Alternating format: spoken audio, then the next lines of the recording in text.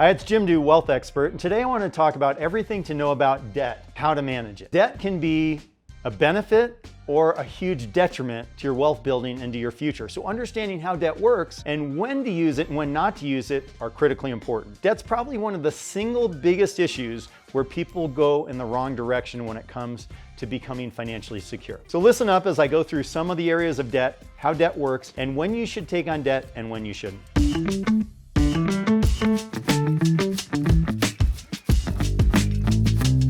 Let's start with what is debt. Debt refers to the amount of money borrowed by an individual, organization, or government from a lender with the agreement to repay the borrowed amount over a specified period. This could be all kinds of things, but you want to make sure that you understand what kind of debt you're getting into and why. Debt can be a useful tool for financing important goals, but it must be managed responsibly to avoid financial difficulties. When it comes to debt, if you're taking on debt and it's helping you to acquire an appreciating asset, something that goes up in value over time, that's a much better scenario than when you're using debt to acquire depreciating assets, like jewelry or clothing or cars. Homes and real estate would be something that appreciates, that having debt can actually be a useful thing. So make sure you know the difference. Let's talk about the 4 types of debt. The first is consumer debt. That includes credit card debt, personal loans, and payday loans. And when it comes to consumer debt, you do need some credit card debt. It's called revolving debt to create a good credit score. And when you have a credit card and you have that revolving credit, make sure that you never let that credit amount at any time during the month get more than 30% of the entire amount available to you. So some people think just because they pay their credit card off in full at the end of the month that they're getting the best credit rating. No, even if you have to make 3 payments a month or 4 payments a month, keep below that 30% number to get the very best credit. So consumer debt is something that can be problematic and where people can get into trouble. So be careful with your consumer debt. Number 2, student loans. Borrowing to finance education and career. So often student loans are the only way that you can actually get an education to get a better job. Be careful though. You want to think about what kind of student loan you're getting, how long it's going to take you to pay it back, and what kind of income opportunities come from that degree or that education. Because if you're using this huge student debt to get a degree that doesn't really get you into high income earning positions, then you could be setting yourself up for failure. Also think about other ways that would not require as much debt. So for example, maybe you can go to junior college for a couple of years at a much lower price point and then go to the regular university for the last 2 years of your 4-year degree. Be really careful on student debt because sometimes people get saddled with that over decades and decades. And there's also other ways to learn and get knowledge besides traditional education. Number 3, mortgage loans. Used to purchase or refinance a property. So this could be good debt because it allows you to get into a property that appreciates over time and that pays an income stream to you. You also want to be careful about this thing called loan to value. So for example, if you have a loan to value of 90%, so that means you're taking a 90% loan and you're only putting 10% into the property, that's high risk because if the market fluctuates at all and drops just by 10%, your net worth has just eliminated your 10% value in the property, and if you have to sell it, you're going to lose all your money. On the other hand, if you have a low loan to value, let's say a 50% loan to value or a 30% loan to value or a 60% loan to value, that's much more manageable so that if the price of the property drops, you still have equity, you still have room. So keep in mind how much debt you're taking to acquire that real estate. And number 4 is business debt, acquired to fund business operations or growth. The first thing I tell business owners when they're going to get a business loan is go to a quiet place, sit down with a blank piece of paper for a couple of hours, and write down all the ways you can grow the business without taking the money, without taking the loan. Why do I tell you to do this? Because often business owners take money because they can get it, and it's just a convenient way to grow their business, but often they don't need it. And by spending a couple of hours really thinking about it, you're going to come up with many ideas that you didn't think of before to cut costs or to grow without taking that loan, or maybe you take a smaller loan. That being said, if you know that loan's going to help you grow that business and you're very confident in the business product or service that you're offering and the sales and the marketing, then by all means, using a business loan can be a great way to expand and grow that business. What's the impact of debt?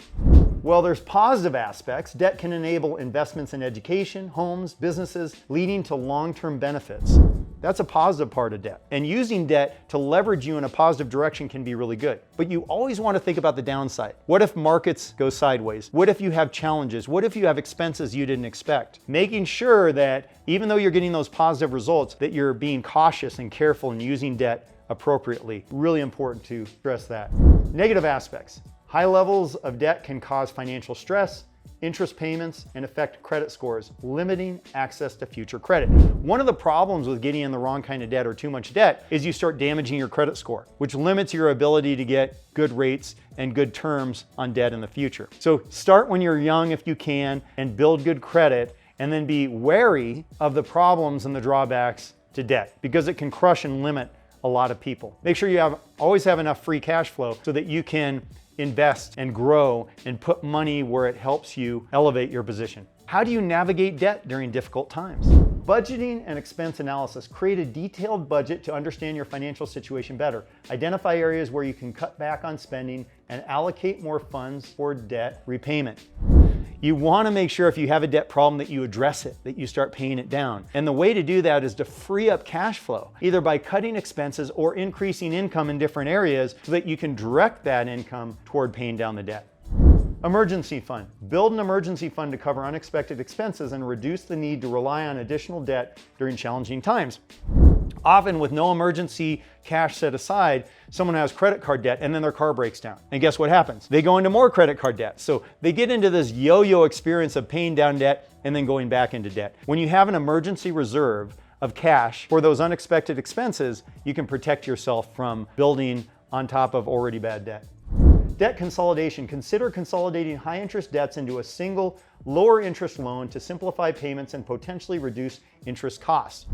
Think about it if you had a bunch of credit card debt and you could do a home equity loan on your home and use that at a lower interest rate to pay off that high credit card debt, lowering your payments and making it easier to pay that off over time. I'm going to give you one caution to this though, and that is until you've changed your behavior and your habits to make sure that you're financially working within a budget and not overspending and have free cash flow. If you haven't changed your behavior, consolidating the loan into a better loan, what you're going to do is end up running up more credit card debt or creating more debt or not paying off that debt. So first change your behavior and your habits and then think about consolidating. When I think about paying down debt, this is the way I think about it because I've seen many people who try to get a handle on debt and you know what they do? Let's say they have credit card debt. They're paying down and all of a sudden they have a problem and they run up their credit cards again. And in their mind, they see themselves as debt repayment people. Like I'm a person in debt and all I do is I pay on debt. And that's not a good mindset. So what I see as an option, I'd like you to consider this, is let's say you have a bunch of credit card debt. And let's say you have $200 a month you can put toward that credit card debt. Initially, rather than putting $200 a month toward the credit card debt, consider putting $100 toward the credit card debt and $100 in a savings account to start creating an emergency fund. And here's why I think that's worth consideration is because if you're just paying down debt, you feel like I'm just a person in debt. But if you're paying down debt and you start to see this emergency fund growing, all of a sudden you change your mindset. You say, that's pretty cool. I'm not just paying down debt. I'm also building an emergency fund. And then once you get the emergency fund and the debt's down here, then maybe add an investment fund. So now you see yourself as a saver and an investor, not just a person that pays down debt. Let's talk about strategies for long-term debt. Debt snowball method. Focus on paying off the smallest debts first while making minimum payments on larger debts. Once the smallest debt is cleared, move on to the next one, creating a snowball effect. What I like about this strategy is it's creating successes, and confidence is merely successes that are put together over and over. So if you're in a lot of debt, maybe you haven't had a lot of success with your debt. So picking the smallest level account, the credit card with the smallest balance, and just hitting that until it's gone and then saying, wow, that's awesome. I've just paid off that credit card, and it builds confidence for you then to go to the next card. That's what I like about this strategy. One thing I will warn you though is when you pay off a credit card, be careful about canceling that credit card. Because if that's a credit card you've had for a long time, that's very good for your credit. So keep the older credit cards, even if you don't like the credit card, and make a payment once in a while using that credit card to keep it alive. So that's one way, the snowball effect. There's the debt avalanche method, which is prioritizing paying off the debts with the highest interest rates first, reducing the overall interest paid, and accelerating debt repayment. What I like about this strategy is you're really knocking down the credit card that hurts you the most because it has the highest interest rate. So this is going to help you the most. And if you just look at the numbers, the financial numbers, paying down the highest interest rate credit card first is the best financial outcome. But you have to find the method that you can stick with that you feel best about. Seeking professional advice. Consult with a financial advisor or credit counselor to develop a personalized debt management plan and gain expert insights on managing debt effectively. not just hiring someone, but there's all kinds of information on YouTube, on the internet, searching for debt management strategies. And be careful about signing up and paying someone the first group or opportunity you see. Do some research. And a lot of the stuff that you're gonna learn from people you pay, you could probably learn on your own. But come up with a plan that makes sense to you and get the guidance, whether it's on the internet, YouTube, or it's hiring somebody, get the guidance you need to put together a good plan. Avoid acquiring new debt. During difficult times, resist the temptation to take on new debt unless absolutely necessary. Focus on clearing existing debts first.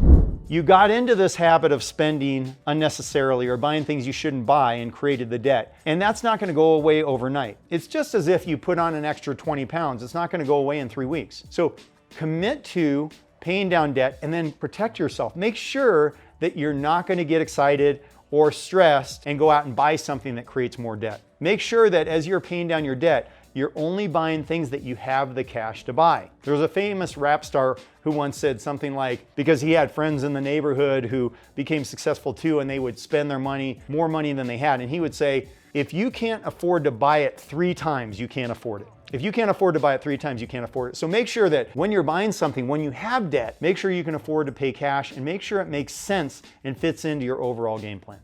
I'm glad you spent time with me today talking about debt, because debt can be one of the most difficult problems to solve in many people's lives, and it can also be an opportunity to buy appreciating assets that will help you in the future. Appreciate your time today. Make sure to subscribe, and I'll see you in the next one.